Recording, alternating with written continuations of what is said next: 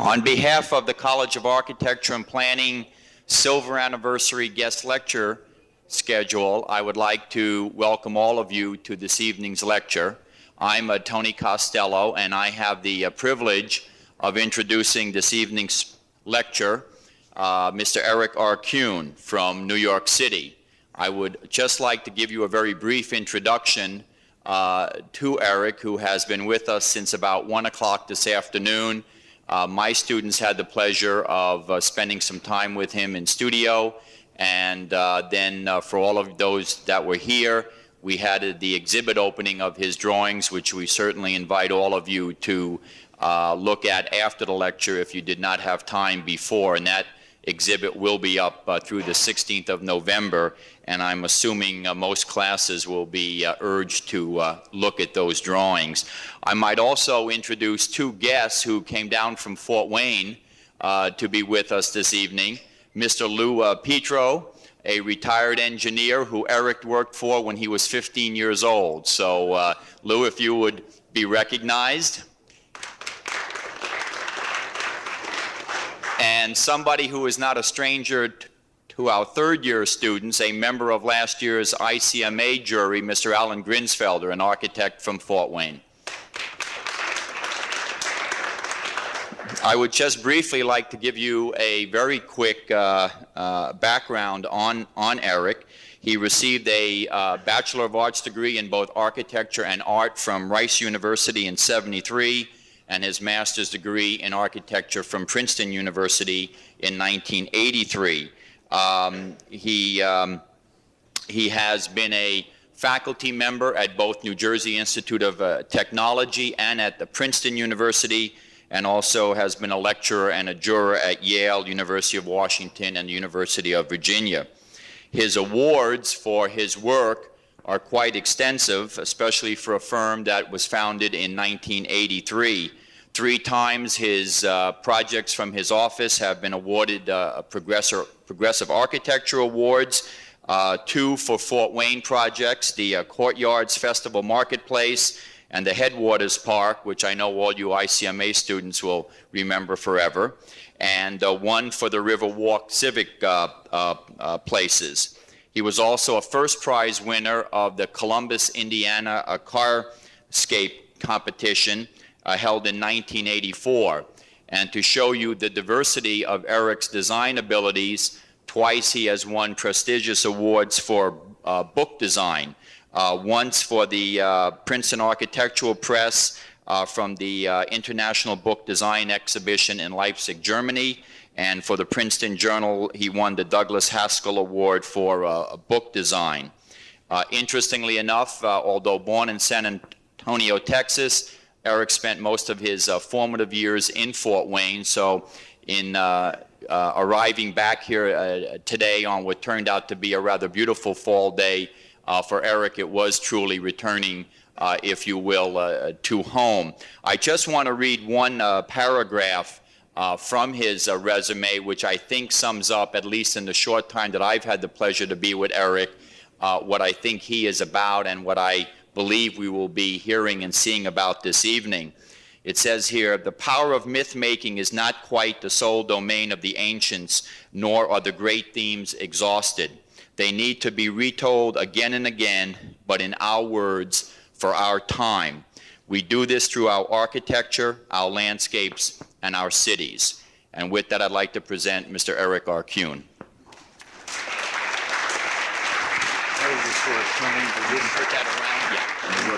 It'll pick up quite well. I'm always amazed at how we have to get plugged into so much technology in order to do these things. I think that a couple things before I get started. When Tony asked me to come and talk to the College of Architecture and Planning, I was really excited. It is coming home for me every time I come back to the Midwest. I started out when I was 15 working for Lou Petro, just shy of 25 years ago, as basically an office boy, and Lou was kind enough to teach me how to draw and draft, and before I knew it, I was out inspecting structurally depressed buildings that were insurance companies were asking him to inspect. And I thought I thought, well, this is an appropriate thing. And of course, when I went to Rice, to school, I figured every one of my classmates had been doing three-dimensional structural failure analysis, and this is what we all did in preparation for college.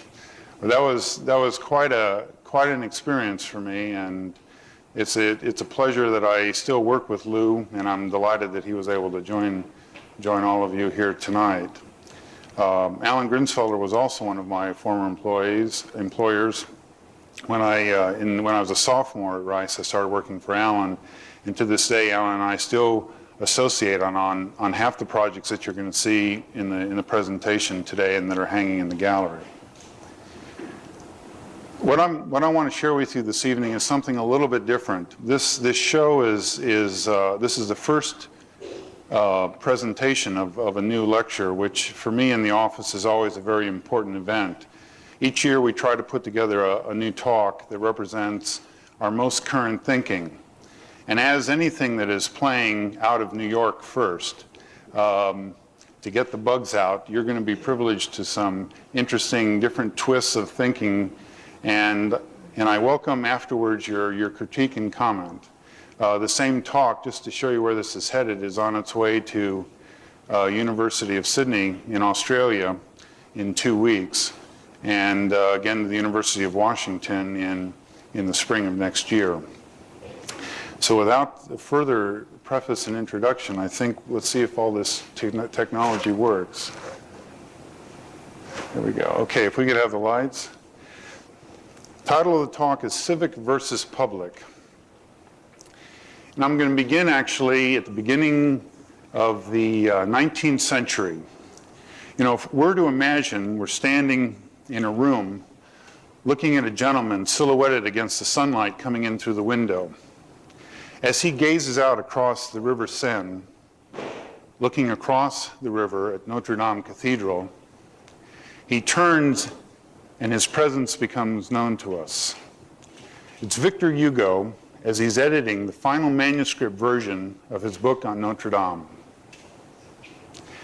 And as the wind blows in through the window and the drapes part from the breeze that's come in, we notice his countenance change as he begins to realize something, and out loud, talking to himself, not realizing that we're there watching him, he says 3 simple words: Cessez tuer cela. And the English translation is very simple: this will kill that.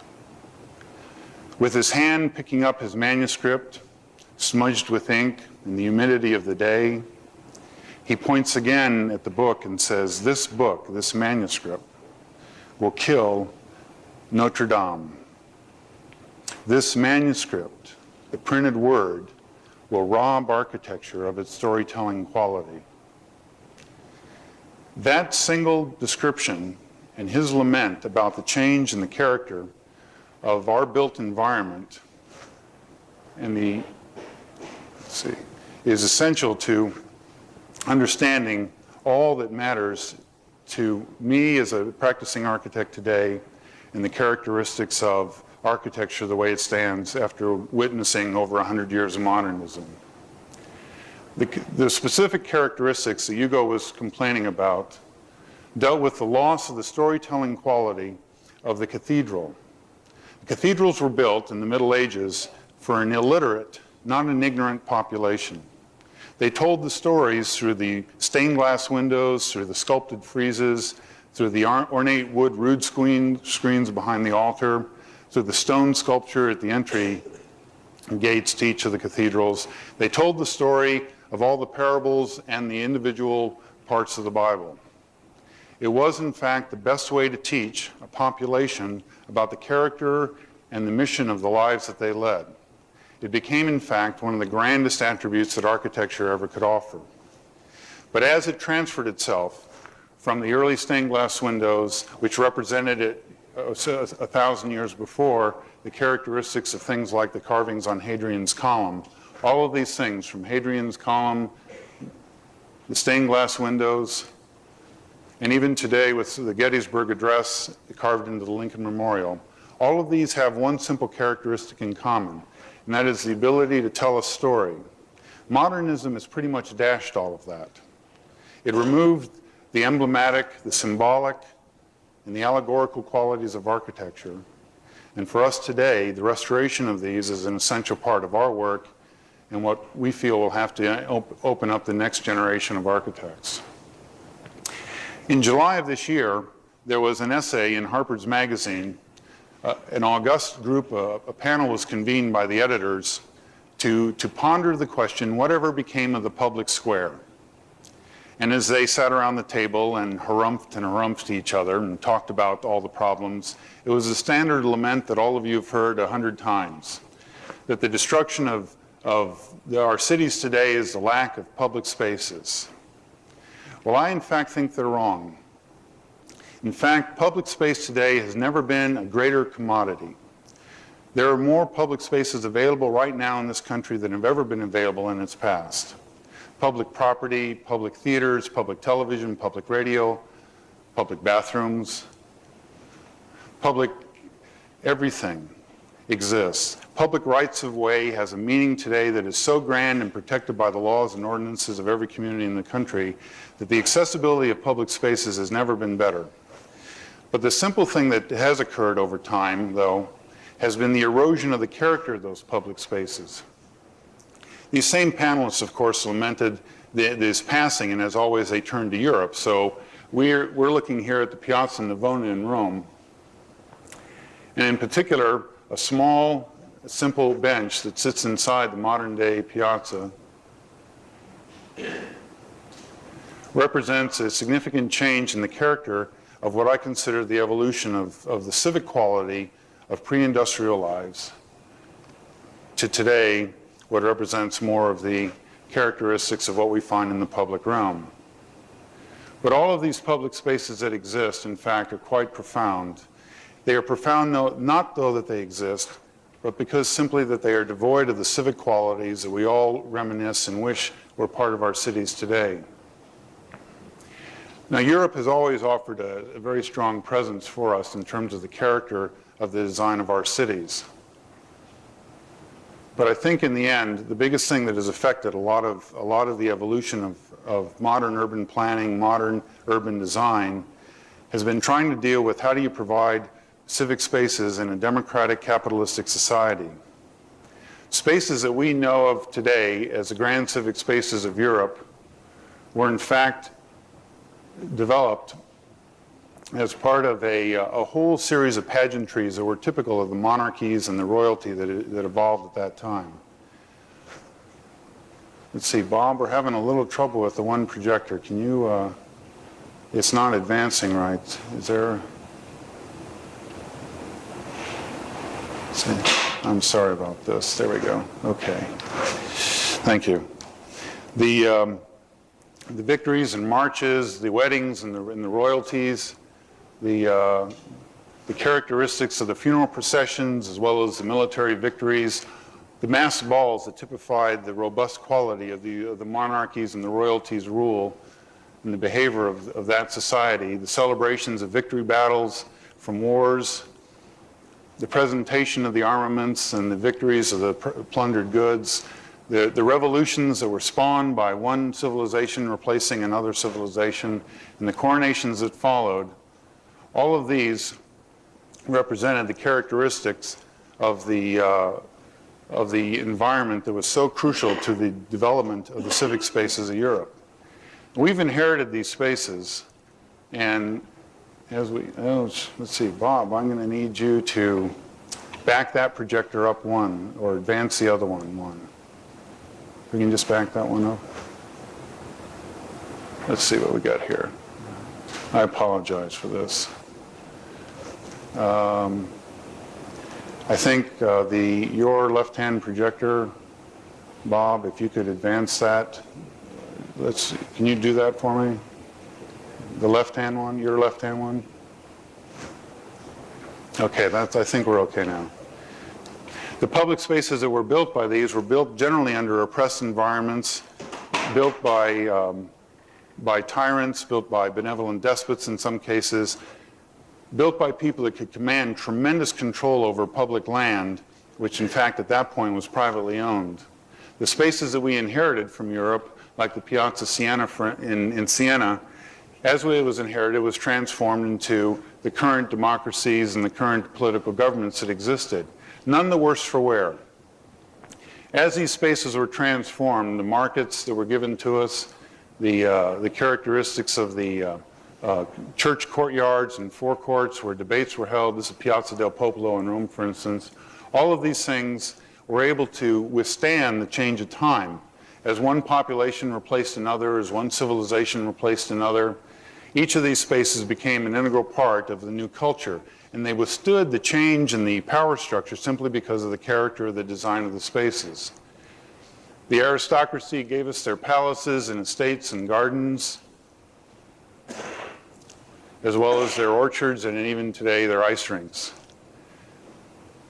The character of the processional routes, Place Vendôme in Paris. This is a remarkable plaza in the fact that the facades of these buildings were being built for the coronation of the king, and they were actually, the facades were built before there were buildings behind them. And over the next 100 years, the buildings behind them were added. But the commercial palaces and the crystal palaces all were spawned in a different type of commercial area. But what they all did, from the master planners that gave us the quality of Paris as we know it, they left us today some of the grandest public and civic spaces anywhere in the world. But they were all spawned by whole different intentions. Haussmann, when he was asked to open up Paris, actually did so not to create grand promenades for people to stroll on a Sunday afternoon, but the main corridors and paths through Paris were actually cut through the arrondissements to provide easy access for the military to quell any uprising that toppled the monarchy just 20 years before. But every now and then in the development of all of these different cities, what came out of it was a residue of urban and civic space that to this day we consider one of the grandest places anywhere in the world. And in some cases we get a very comfortable little place to sit and ponder all of this. These, by the way, are chairs that are not bolted down in the Tuileries garden in Paris. And they're filled, the garden is filled with this. It's probably the finest urban park anywhere in the world from where I stand. And it represented such a generosity to the citizens of Paris. And it represents, I think, the beginning of the transformation for us from the meaning of civic. I think by the term civic, I mean two things. The first, and I think this is what usually comes to mind in all of us, is the ceremonial aspects of it. And by that I mean the characteristics of all of the qualities that were normally associated in the development of European cities and towns. That today is not valid. With the evolution of democracies and the characteristics of political governments worldwide, those festivals, that kind of entertaining of the indentured citizenry has changed dramatically. So today I think civic needs a new definition of a term, and by that I mean civic in many ways is very ordinary, and it does not lose its importance to me in terms of that value. Herodotus, who was writing back in the first century, was telling this. He had gathered his colleagues together and was nearing death. He was talking to them about the character of the life that he wanted to be remembered for. And as he was giving instructions to his colleagues and his friends, he was making reference to the character of cities that he had known. He says, "I will tell you a story as I go along of small cities no less than great. Most of those which were great once are small today, and those which in my own lifetime have grown to greatness were small enough in the old days." The greatness he was talking about had nothing to do with size. It had to do with the civic presence and the responsibility to its citizens. That characteristic is, I think, what Harper's Magazine's panel was talking about. It wasn't that they were questioning the loss of the public space in America today. They were talking about the loss of the civic qualities of that space. And generation after generation of American architects and planners have evolved. This, incidentally, is Tyche, the goddess of the city, back in just one of the first few centuries AD. The crown that she wears on her head is a crenellated city wall. In her hand, she holds a sheath of wheat, which represented the citizens' converting of the wilderness to an agrarian support economy. And then what she's trampling underfoot is one of the river gods who would always threaten the agricultural environment outside the city, and in some cases the city itself. Now this today has been replaced by myths in the 20s and the 30s about the character of city planning. And the romancing of city planning that occurred with the City Beautiful movement at the turn of the century represented a significant departure from a focus on the necessity to meld in development of civic spaces within the context of a contemporary society. These people still were lamenting the passage, as our Harper's Magazine critics were, of a time long ago where benevolent despots could come through and carve giant boulevards through poor neighborhoods, where they could plan great civic spaces at the expense of displacing thousands of people. That characteristic doesn't exist today anymore. And instead, we're faced with a much humbler, a much more ordinary approach to developing civic characteristics. And this, in a sense, in 1983, when I opened my business, is exactly where we wanted to concentrate. We're going to start off with the Courtyards Festival Marketplace. In Fort Wayne, Indiana, Fort Wayne was unique at that point in time. There was only one block in the entire downtown that had a building on every corner. And the Courtyards block was it. Now, admittedly, the buildings were not in the best of shape. In fact, most of them are 19th century commercial structures, except for the Azars restaurant, which is at the lower corner here of the block. But the basic concept here was to take the residual space on the inside of these alleys and convert them into a centerpiece, not only for the retail shopping of the city, but a focal point as a symbolic economic center for the entire region. The design that we evolved was quite simple. Glassing over the interior spaces of the block, the courtyards themselves were created as sheltered commerce space. The interior spaces then of the buildings would open up onto these spaces on the upper floors, spaces at that time were only used to harbor pigeon roosts. Down at the street level, a substantial restoration of the entry level, as well as all of the shops along the street, was going to be made to maintain the vitality of the characteristics of shopping in an urban city. The courts inside were designed not so much for the ease of the shopkeepers to advertise their wares as it was as a focal point for people to gather. The main court, Kilbourne Court here, for instance, was set up to handle 600 people gathering on an afternoon. And in the market court, as it evolved through the courses of the design, the actual design of the court was designed to handle 2,000 people gathering in it, with the grand staircase leading up to the second level to handle the 96 members of the Fort Wayne Philharmonic Choir during the concerts. Part of the designs drew from the characteristics of the steel fire stairs and the pipework and the detail of the alley itself. And in the main gallery arcade, which ran the entire length of the project, it was a giant passage that not only connected all the circulation paths on the second floor, but on the ground floor underneath this were all of the service spaces that tied into all the stores. We borrowed a tradition of detailing of steel work that is best represented in our minds in the Oxford Museum in England. It's hard to see on this slide, but every one of the little capitals of these bundled columns were made and fashioned in the leaves of the botanical trees and the botanical history of England itself. In the surrounding wall, the columns that go back around the wall, every column is different, representing a type of stone from England and actually the whole British Empire. The composition of the actual steel and glass work that went into it was based on simple steel sections, much like all of the fire stairs and the detail of the gratings in the alleys themselves, to build together an idiom, a new version, a new symbol system to begin to structure a capacity to lend the same quality of detail and architectural ornament to what is normally considered the back spaces of most cities, the alleys themselves. But most of all, the character of the courtyards was to reestablish the marketplace as a fundamental part of an urban environment. And the marketing that would go on, the simple exchange of a shopkeeper exchanging his goods with a customer is fundamental to the characters that all European and American cities had at the turn of the century. Carscape represented a transferring of the same idea to the outside. In Columbus, Indiana, we were competing in a competition to come up with new ideas for the parking lot. We turned instead to study a lot of the cities in Europe to see how they handled the residual public spaces that were left. Many of them actually take full advantage of what are normally parking spaces on the week time, converting them to markets on the weekends. The American parking lot is a strange commodity. In some cases, fully 40% of American cities is dedicated to the automobile. The parking lot represents the only single use of land left in American cities, and in that case, generally a pretty poor use.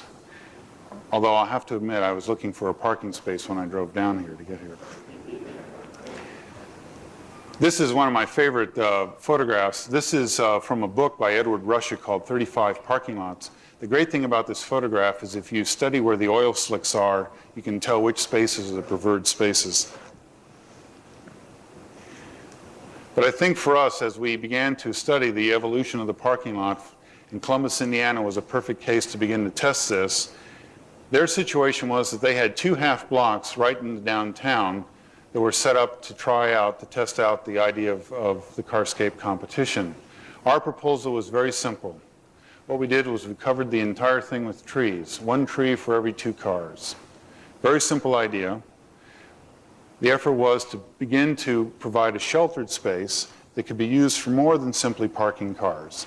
It could be used for the festivals in the city, the churchyard, which was adjacent to it across the street, could use it for socials on Sundays, as well as overflow parking from their own lot. The quincunx trees that we drew from the orchards of California, for instance, provide the basis of the form in terms of how the parking lot detail was laid out. We instead relied, though, on Bradford Callery pear trees so that it would tie in with the 2 major festivals that occur in Columbus. A spring festival where the Bradford trees actually bloom in bright white blossoms, almost blinding in the spring sun, and in the fall they turn to beautiful crimson and orange, which would correspond to the beginning of school. But the main thing there was to try to develop carscape as an idea that could be transplanted to other cities, and again to restore the multiple uses of urban land, giving it a festival quality and indeed a civic quality of the entire city activities. Manet's Afternoon in the Tuileries is probably one of the best examples of the character we were trying to develop in this. When we presented this to the City of Columbus Planning Committee, they, of course, were quite concerned about how this was going to work with the striping of the parking lot. The way we handled the paving actually was with asphalt pavers that were spaced in a paving pattern, and it was really, we ended up looking at Oriental quilt designs as the basis for all the paving pattern for the whole lot, so it could carry the characteristics of the design far beyond just the parking of cars. Around the same time, we began work on Headwaters State Park, which continues to this day. The word state has been dropped. It's now simply Headwaters Park. We started actually by doing research, and not surprisingly, one of the first places we found this was in a small bookstore in New York City called Argosy Maps and Books. This is a postcard of the junction of the St. Mary's and St. Joe River, forming the headwaters of the Maumee in Fort Wayne, Indiana. The postcard was printed in 1901. That's what the confluence of the rivers looked like at that time. The history of the city, as we began to discover, was quite interesting and not atypical of most Midwestern cities. It was said one time that a squirrel could go from Maine to the Great Plains without ever touching the ground because of the dense forests that occupied most of the heartland. But as the land was cleared, the lumber was used not only for fuel, but the building of the cities that replaced the forests themselves. Fort Wayne began to grow.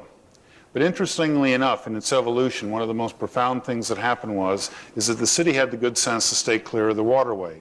The very floodplain that today continues to weave through the city was left pretty much unaffected. By 1868, when this engraving was actually made, you can see that the city had filled up pretty close to the edge of the floodplain, not to the edge of the rivers. By 1978, when this photo was taken, you can see the city at that point had grown right up to the edge of the water. And the floods that came in 1982 and in 1985 represented significant destruction of a lot of the neighborhoods in this area. and a tremendous investment of capital dollars to build the levees with sandbags to keep the floodwaters from wiping out even more homes. Our task was, at that point when we were working with the mayor's office, we took an aerial photograph. This one was actually taken in 1978 also. But we took an aerial photograph of the floodwaters and drew a line around the perimeter of the 1982 flood. And that became the basis of the outlines and the delineation of what was eventually become Headwaters Park. The park in its original conception was quite simple: to clear all of the industrial and the residential land that occupied the floodplain, to clear all of that away and restore the floodplain back to the river, to reforest the floodplain and convert that land that would occasionally flood, the 100-year floods, as you all know, that occur every 5 to 7 years, but to build a park that actually could tolerate the floodwaters itself. It also involved linking together a number of activities that were already in the park boundaries. Historic Fort Wayne, a recreation of the fort, incidentally in the floodplain, and it is flooded on a regular basis. When the original fort was built, they had the good sense to build it on higher ground so they could see not only Indians coming, but floodwaters rising. Ballpark Gardens, there was a contingent of people that were really hot for trot to get a AAA baseball team in Fort Wayne, which seemed quite silly at the time, but as we completed the research, we discovered that there were two major components. The first professional game in the history of sport was actually played in Fort Wayne. The first night baseball game was played in Fort Wayne, and Babe Ruth used to brag that he hit his longest home run in Fort Wayne. Evidently, the ball, as it cleared the backfield fence, landed in a passing freight car on the way to Chicago. An abandoned city light and power plant, the municipal electrical utility, which was abandoned in 1973, was set up as a building converted to a museum of commerce and industry, kind of a center for the industrial and mercantile arts. And a private group now headed by the past chief executive officer of Indiana Michigan Electric Company is converting this building now into a science center for the entire Midwest.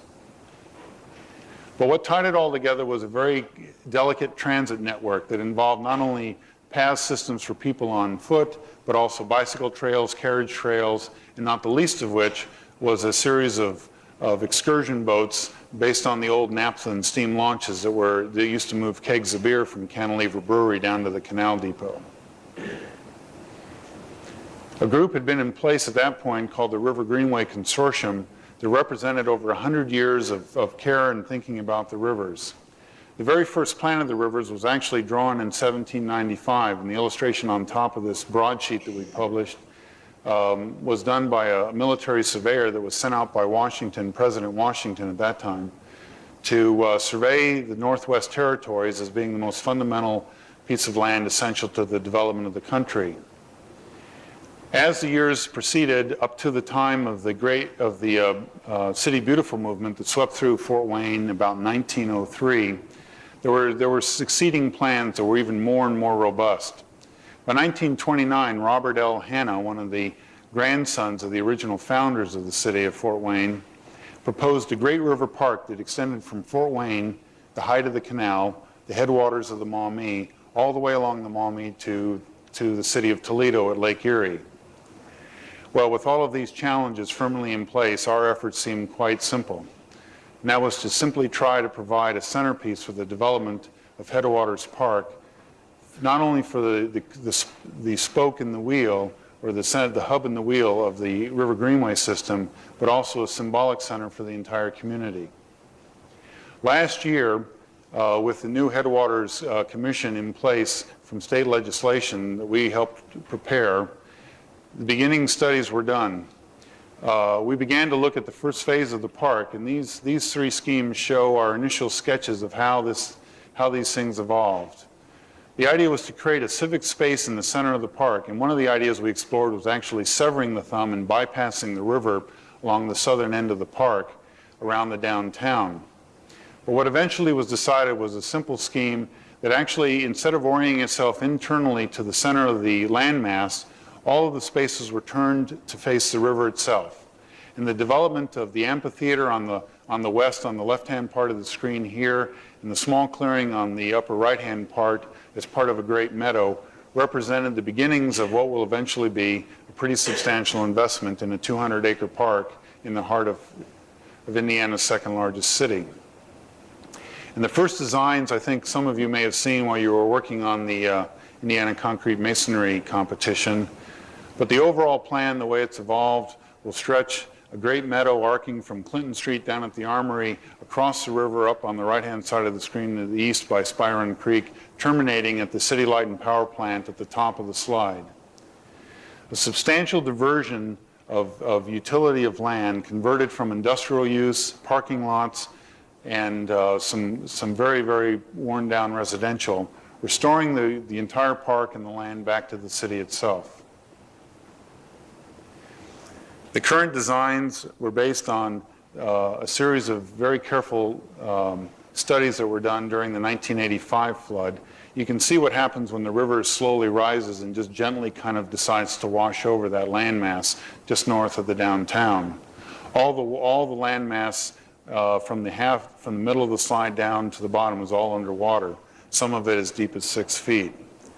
And what we did was, the whole purpose here was to clear the entire landmass completely of industrial buildings and parking lots and reforest it and create it as a centerpiece for basically restoring the floodplain back to the city, as well as to the river itself. And so if every 5 or 7 years there's a major flood that washes across this land, it simply is not an imposition when the natural environment is what's the receiver of those floodwaters. Looking from the west, the same idea here was to, again, clearing the thumb. An amphitheater and a boathouse is planned opposite each other. The boathouse is actually set up as a backstage for the amphitheater itself. This is a view of the downtown from one of the points in the first phase of Headwaters Park. The bridge itself that was built there is actually one of the chief obstructions to floodwaters. Those two Core 10 steel pylons either side of the bridge are the best catcher's mitt for dead trees and Burger King boxes and the like that come floating down the river. We're proposing replacing that bridge with a suspension bridge that would arc across the river, and also the addition of a lookout tower that would actually sit at the flood wall that would protect the downtown and the pieces of land outside of the 100-year floodplain from any serious threat of flooding. The whole idea, though, is to capture the civic quality of an urban park and restore it to Fort Wayne and the citizens of Fort Wayne.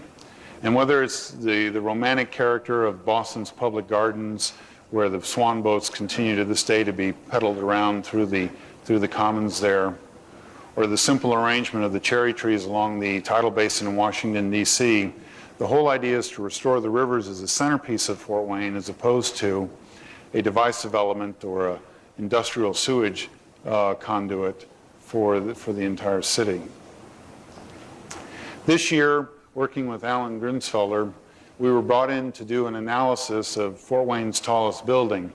Not so much the building itself, but more particularly the plaza in front of it. The landowners of this building, which are Indiana Michigan Electric Company and Summit Bank, had finally acquired the NIPSCO building, which is this terracotta building sitting in front of Kevin Roach's 32-story tower. What they wanted us to do was to look at what they could do with that green space, that very artfully done concrete sidewalk and grassy area that represented the finest public space that Fort Wayne had to offer. Well, we started out looking at some very simple characteristics. Their first main concern was trying to keep as many people out of that as possible. So we designed 3 large reflecting ponds that did just that, and little bridges that would actually cross over to the pylons, which was the way you would enter the building. Well, they didn't like water, so we said, all right, well, let's see if we can adjust that a little bit. So we shrunk it down. We depressed the fountain area. This was actually a 12-foot deep depressed fountain and a cascading waterfall that would run along the entire square. The same bridges were in place, and we took some geometric objects, captured kind of some of the fundamental formal qualities of Summit Square, and had them kind of spilling down into this fountain. Well, that didn't appeal to them much either. The final one that seemed to generate most of the attention was a very simple transformation of some of the most fundamental plaza designs that exist anywhere in the country. The fountain stayed either side, landscaped with small hedges and trees to provide sheltered seating areas for up to 2,000 people actually. And in the front, the splayed area where people are walking in the model represented a central entertainment area where bands could set up using the arcade space underneath the tower as the band shell, projecting festivals and concerts out into the street. The little pavilions that anchor the corner and bracket the gates to the festival area and the main passage into the building were concession stands, storage stands, and where the maintenance equipment would stand to clean and maintain the plaza. The current status of this is that they've chosen to actually build a plaza that will have a wall around the entire perimeter, except for two 12-foot wide stair areas, and you will not be able to see the entry of the building from the street at all. You will actually have to walk through a woods that's about 30 feet deep before you get into the building itself. The character of civic design, however, is not limited just to cities. In Williamsburg Country Club, we were brought in to look at restoring a private club in Williamsburg, Virginia, home of Colonial Williamsburg. And the board was at that point pretty intent on trying to duplicate a lot of the characteristics of Williamsburg itself. We suggested that there were other architects that had practiced in Virginia that offered some alternate styles, not the least of which was some obscure president. But as the design evolved and as we developed it, the intricacy of melding together three contradictory uses of a country club like this, the golfers who hated the people that wanted to get together for simply swimming and recreating, and the two of them not being able to stand at all, those that wanted to belong to the club for the social aspects. The final design of the facility as it evolved was simple. There were three wings. The social wing was at the main entrance coming in. The golf wing was off to the left here on the screen, which opened up on the 18th green and overlooked the 9th green, both in the first tee and the 10th tee, the beginning and finishing holes of the front and back 9. And the recreation wing was the arcade and the swimming pool off on the right. These three wings, though, surrounded a courtyard that became for us the symbolic center for Williamsburg's country club. And the small little pieces of foam that sit there scattered across the grid pattern is the way we transformed the country club to tell the story of playing golf and the whole nature of working in probably America's last and best kept landscapes, and those are the golf courses of this country. The grid itself is actually a 30-foot grid, and all the putting greens were spaced in between the thin brick paver grid lines, so that the practice greens were actually scattered on a grid pattern throughout that entire courtyard. The little pieces of foam in there are actually a transformation in American boxwood hedge of the entire course. In fact, each one of the small little hedge designs follows the exact pattern of the holes, of the actual golfing holes, 1 through 18, in a smaller scale version, with the fountain itself being reduced down and abstracted to represent the lake system itself within the country club. For the actual holes themselves, the greens themselves, we were going to place small little pads of sod in planter boxes that would sit within the hedges. And as the club evolved in terms of its tournaments and the trophies that would happen, all the significant golfing events that occurred during those tournaments would be selected, one from each tournament, with a plaque, a brass plaque that would be actually placed within the hedge, not to identify the Latin name of the hedge, but the character of the golfers themselves and the actual golfing and sport achievement that was accomplished. So that the character of the club would evolve, and the character of the courtyard and the terrace and the actual landscape garden design would evolve with the mythical structure of the members of the club over the next 25 to 30 years as a symbolic representation of the history of the club, the myth-making characteristics, the storytelling quality being created by the members themselves. Riverwalk today represents one of the largest projects we've ever been involved in. We were brought into this project by the developer to simply design a logo, and there's the logo. And what happened as we got involved, we began to realize that in Chesapeake, Virginia, as is most of eastern Virginia, is all wetlands, and Riverwalk was no exception. Spectacular landscapes, and one of the most controversial pieces of environmental legislation that currently is sweeping across the country deals with the management and development of wetlands environments.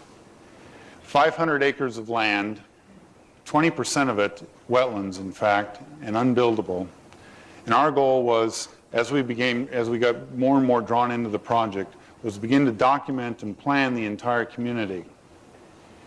We do this through the use of AutoCAD and computers in our office, as well as the environmental engineers, as well as all of the civil engineers, the managers of the project, and the financial people. All of us share a floppy disk on a weekly basis, and the entire 500 acres is all planned and programmed using a common database. But for us, our concern was not so much the data, but the character of what the thing looked like. And the site plan that we prepared last year for the development and the sale of these lots, these wetland lots, remains today one of the most provocative tools that we've come up with for any of our clients. But our role in the project was not to actually plan the home sites themselves, but to plan what came to be called the civic space as a Riverwalk. And if you imagine all the home sites just kind of dissolving into this lavender or purple, all the dark rendered areas represent the civic place as a Riverwalk. Very simple concept based on medieval town planning, in fact.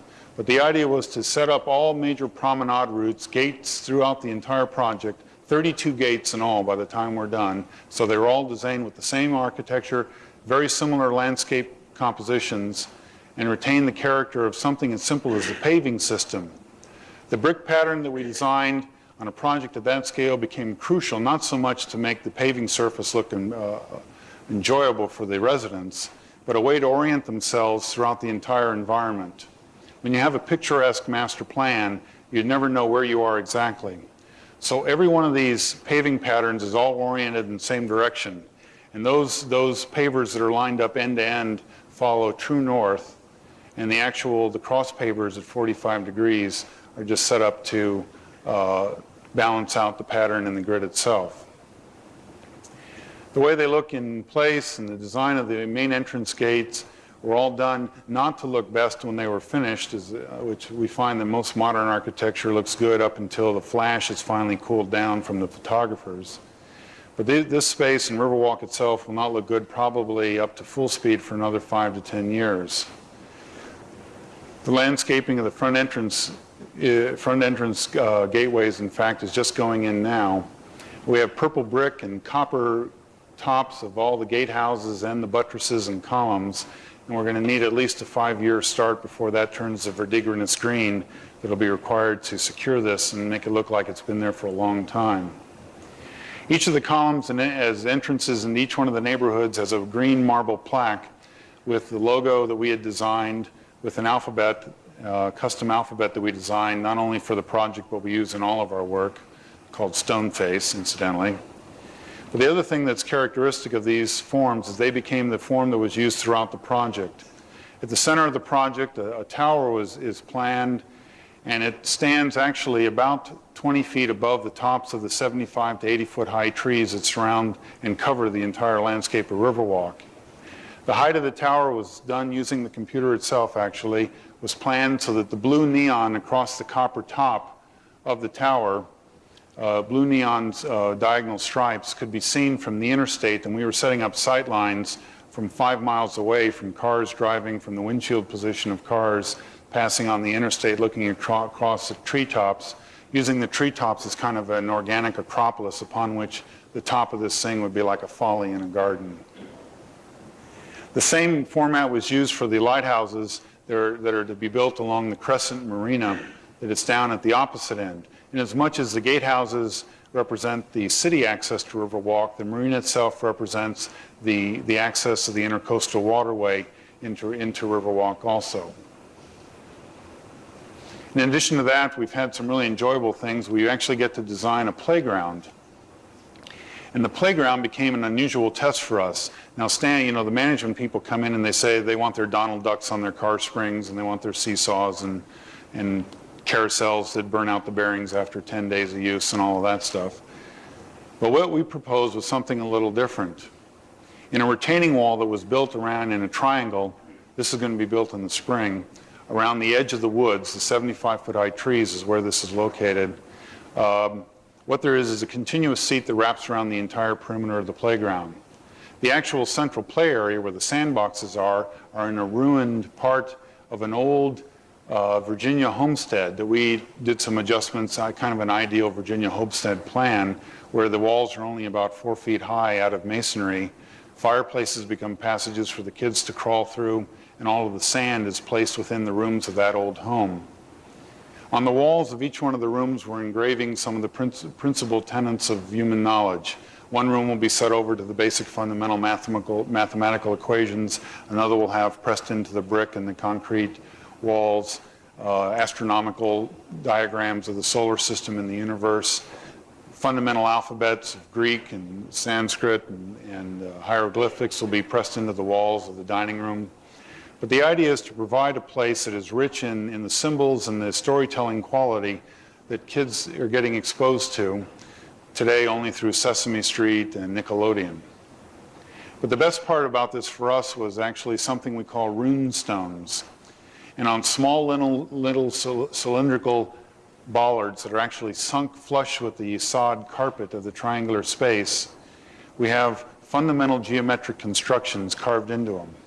Very simple things like how to draw a pentagon inside a circle, how to divide a square into thirds, what the Fibonacci series looks like in terms of a nautilus unwrapping itself, tangrams and magic squares, and simple geometric configurations. The idea is in a playground to provide a rich environment here that the children can get exposed to that is in a very, very innocuous location, as opposed to tucked into a textbook or projected on a television screen itself. The clubhouse itself, which in most of these developments is a ramshackle structure, became one of the more permanent structures that we had worked on for Riverwalk. It in fact is now the Wetlands Ecology Center, and the Corps of Engineers, the United States Army Corps of Engineers, uses this to convene meetings to discuss wetlands development practices and uses Riverwalk as one of the prime examples of how to build in the wetlands. For those of you that have studied wetlands, the problems of wetlands development, we build 2.5 lineal feet of wetlands for every one that we take away. And in fact, we can build it better. The wetlands that exist today in most of the eastern seaboard states are the result of agricultural runoff. And the space those wetlands are rich in deposits of pesticides and fertilizers that severely constrict the organic growth that goes on. The wetlands we're building now that begin this fall and will go over the next 3 years will restore the wildlife and aquatic habitats to the character that was originally in the Chesapeake Bay before the agrarian industries swept through the countryside. The entrance to each neighborhood are 2 plaques, and on each of these plaques became something of a great deal of joy for us. Quotations out of the history of literature describing the characteristics of living in the suburbs, of getting away from the cities, were fundamental. And this Keats quotation, which is barely visible in this diagram, is one of the nicest. To one who has been long in city pent, 'tis very sweet to look into the fair and open face of heaven. There's over 52 of these quotations now scattered throughout Riverwalk, and by the time we get done, there'll be 78 altogether. Waterworks Park was one of the first projects we worked on, and I'm ending the show with a discussion of it itself. When we were working in Fort Wayne, one of the things that we were asked to do was to begin to address how the rivers themselves could be used. And before Headwaters Park emerged as a substantial planning idea, we were looking at the confluence of the rivers. This engraving is from an 1871 publication of Harper's Magazine that had been hand tinted. This is what the river confluence of the 3 rivers in Fort Wayne looked like just after the Civil War. Today, the Collegiate Gothic Filtration Plant is one of the finest architectural specimens that exist anywhere in the city and in fact in the Midwest. And through its expansion over the past 50 years, it has done well to preserve that architecture.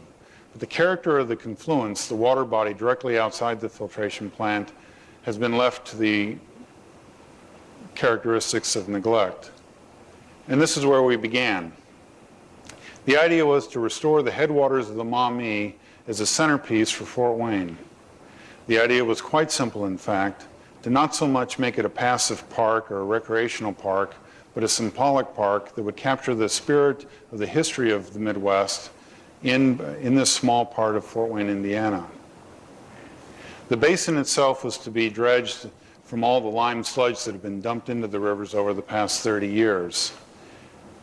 Pavilions on each one of the 3 land masses surrounding the park, surrounding the basin itself, were going to be dedicated to the 3 principal divisions of the civilization that's gone through Fort Wayne: agricultural, commerce, and industry. The steps which were designed in front of the filtration plant were very simple.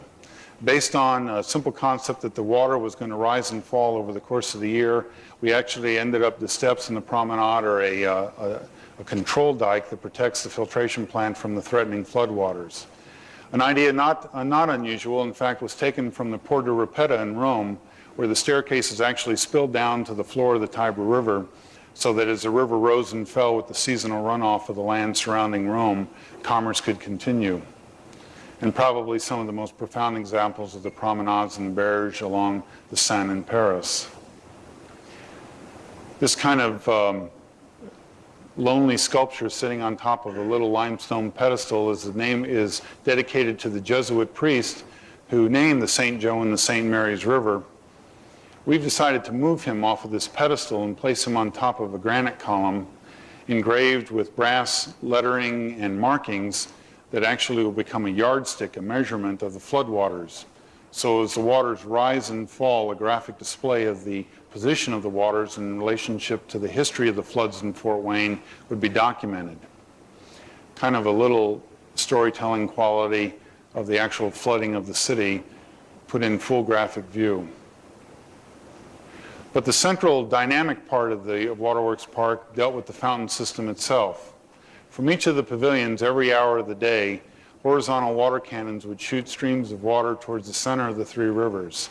And as they converged at the center, the pressure would be shifted from the cannons themselves to a vertical column of water that would rise 300 feet and mark the centerpiece of the entire River Greenway system, the symbolic center of Fort Wayne, and the development of this particular watershed is one of the strongest agricultural, commercial, and industrial centers of the United States.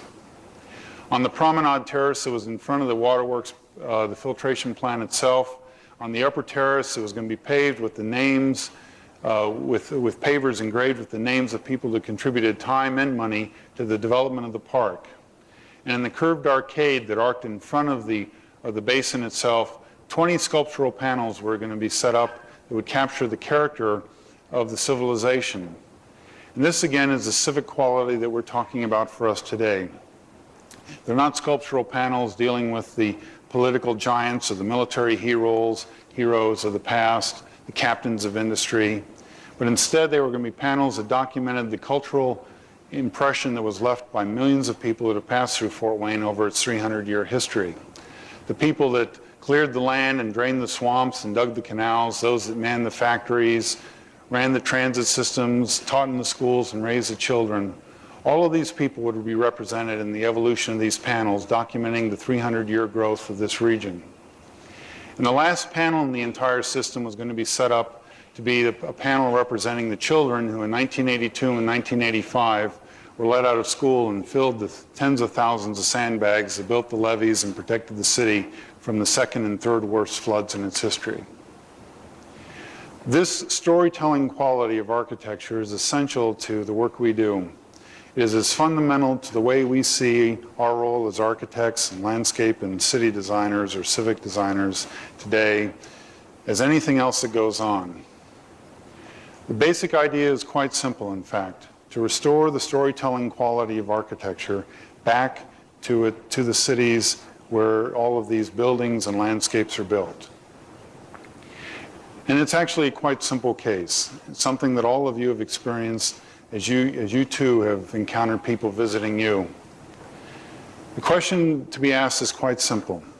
Where do you stand in your city? Where do you stand in Muncie or the hometown from which you came? Where do you take your friends and your relatives?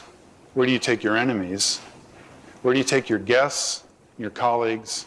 Where can you stand with your arms outstretched and say, this is my city, this is my home, this place represents all that I've ever come from and all that I hope my children will ever be. It is the greatest gift to create a place like that. It is our fundamental purpose. It is the finest test of any design, the best generosity of a culture to its citizens, and the truest nature of civic architecture, landscape, and urban design. It is, in fact, our commonwealth. Thank you very much.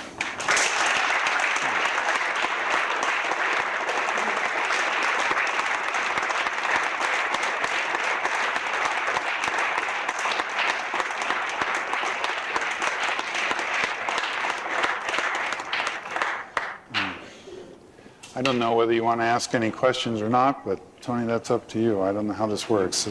Any questions? I see. I answered all of them. Okay.